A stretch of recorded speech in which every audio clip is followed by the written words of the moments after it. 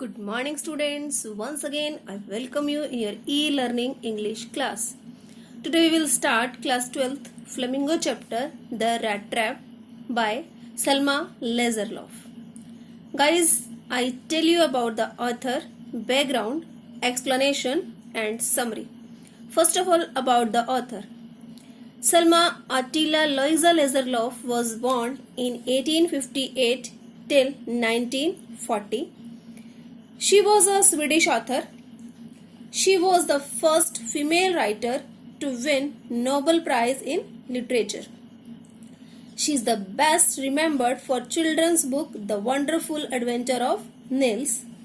Her stories have been translated into many languages. This story, The Rat Trap, set is in midst the mine of Sweden, which are rich in the iron ores. Guys, this one story is like a fairy tale that in which one we have happy ending depicting the victory of good over evil. The story is written by the author is on the belief that essential goodness in a human being can be awakened through understanding and love. Now the explanation of the story. So open your textbook and at the same time try to mark the difficult words. Once upon a time, there was a man who went around selling small rat traps of wire. The authoress is saying कि एक बार की बात है, there was a man, एक आदमी था who went around selling, जो सब तरफ घूमता फिरता था, selling small rat traps of wire. Rat trap word stand for चूहेदानियां, जो सब तरफ घूमता फिरता था. किस लिए घूमता था? क्योंकि rat traps जो उसने वायर से तार के बनाए हुए चूहेदानियां थी उनको बेचने के लिए. He made them himself at odd moments. He would stand for the rat trap sellers, that one person जो उन चूहेदानियों को बनाता था.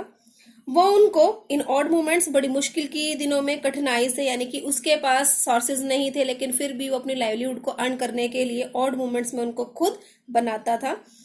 From the material he got by begging in the stores or at big farms. Odd moments means उसके पास material नहीं था. तो फिर it's a question for you कि फिर उसके पास वो सामान कहाँ से आता था. So he begging the same from stores, वो क्या करता था, मटेरियल को अरेंज करने के लिए वो या तो किसी न किसी स्टोर हाउस से भीख मांग लेता था रिक्वेस्ट करके, या फिर किसी न किसी बड़े फॉर्म से उस सामान को अरेंज कर लेता था. But even so the business was not specially profitable.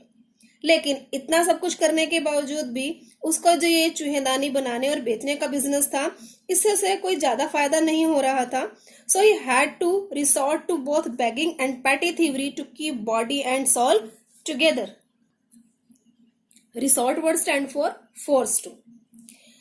So he had to resort to both begging and petty thievery to keep body and soul together. तो अपने शरीर को जिंदा रखने के लिए, अपनी आत्मा को बचाए रखने के लिए उस रैट ट्रैप सेलर को क्या करना पड़ता था, भीख भी मांगनी पड़ती थी और छोटी मोटी चोरियां भी करनी पड़ती थी.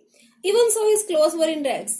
लेकिन गाइस, इतना सब कुछ होने के बावजूद भी उसके शरीर पर सिर्फ रैग्स थे, मतलब चीथड़े थे, यानी कि उसके पास अभी भी इतनी अर्निंग नहीं थी कि वो अपने आप को अच्छे से मेंटेन करके रख सके. हिज स्टिक्स वर सनकन, सनकन चिपके हुए, पिचके हुए. And hunger gleamed in his eyes, gleamed चमकना. उसके गाल चिपके हुए थे क्योंकि वो फिजिकली फिट नहीं था. And hunger gleamed in his eyes, और उसकी आंखों में भूख देखी जा सकती थी.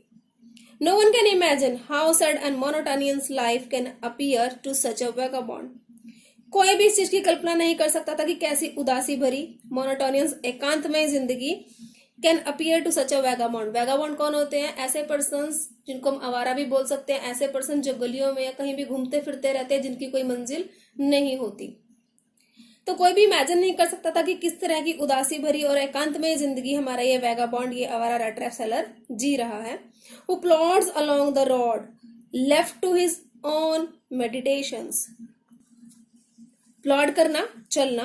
Who plods along the road, जो सड़कों पर चलता है, left to his own meditation, meditate करना, अपने ही विचारों में खोया रहना, या मनन पावर जिसको बोलते हैं, आत्म विश्लेषण करना, जो खुद के विचारों में खोया रहता है. But one day this man had fallen into a line of thought which really seemed. लेकिन एक दिन क्या हुआ, यही आदमी विचारों के एक ऐसे लाइन में खो गया which really seemed to him entertaining, जिसकी वजह से उसको बड़ी खुशी हुई, उसको एक आनंद का अनुभव हुआ. He had naturally been thinking of his rat traps when suddenly he was struck by the idea that the whole world about him, the whole world with its lands and seas, its cities and villages was nothing but a big rat trap. He had naturally been thinking of his rat traps. जब उसका काम काज चूहेदानियां बनाने का ही है तो अपनी इन चूहेदानियों के बारे में ही सोच रहा था. तभी अचानक क्या हुआ? He was struck by the idea.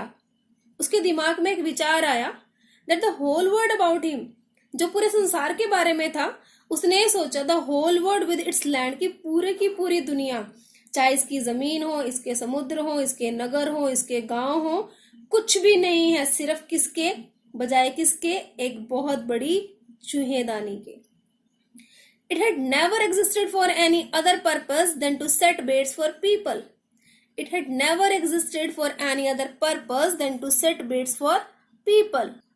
और इस वर्ल्ड रूपी चूहेदानी का उद्देश्य क्या था? सिर्फ मनुष्यों को दाना डालकर ललचाने के अतिरिक्त इसके अस्तित्व का कभी कोई अन्य उद्देश्य था ही नहीं.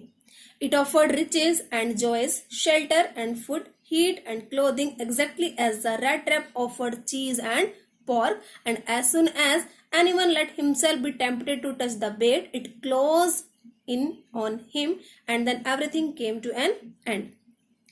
और इस रैट ट्रैप रूपी दुनिया में भरा हुआ क्या है? इसमें धन है, खुशियां हैं, आश्चर्य है, भोजन है, गर्मी और वस्त्र है, बिल्कुल वैसे ही जैसे चूहेदानी में पनीर और सूअर का मांस होता है. और जैसे कोई इंसान खुद को प्रलोभन में आकर, लालच में आकर, जैसे ही उस बेट को यानी कि उस चारे को जो उस रैट ट्रैप सेलर ने या कोई चूहेदानी के अंदर किसी चूहे को फंसाने के लिए लगा देता है, उसकी तरफ जैसे कोई अट्रैक्ट होता है, उसको छूता है, तभी वो पिंजरा क्या हो जाता है? बंद हो जाता है. पिंजरे में बंद होने के बाद जैसे एक चूहे की जिंदगी खत्म हो जाती है, वो मरकर ही उसमें से निकलता है. That is the same in the world.